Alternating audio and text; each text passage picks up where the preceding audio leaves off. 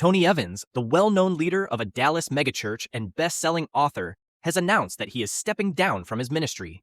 This decision comes as he admits to a sin he committed years ago. But what sin could have led Tony Evans to resign from a ministry he dedicated over 50 years to?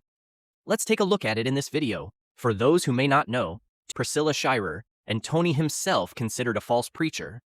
Evans gained widespread attention when he advocated his beliefs on Transdispensation, a teaching so controversial that it led none other than John MacArthur to publicly refute him.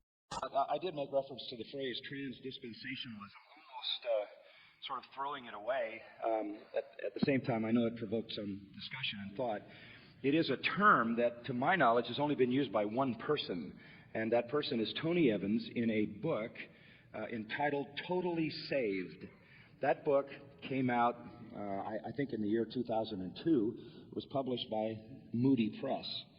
It is a book that endeavors to give a very, very simple and basic understanding of salvation.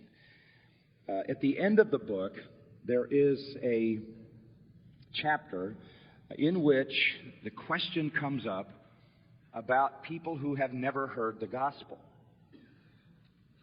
And in that section, Tony writes that people who never hear the gospel, if they will accept whatever light they have,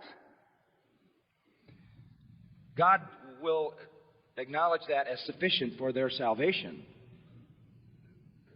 And that in itself is a departure from historic Christian gospel. But today, let's see what Tony has to say.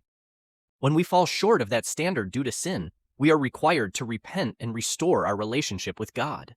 A number of years ago, I fell short of that standard.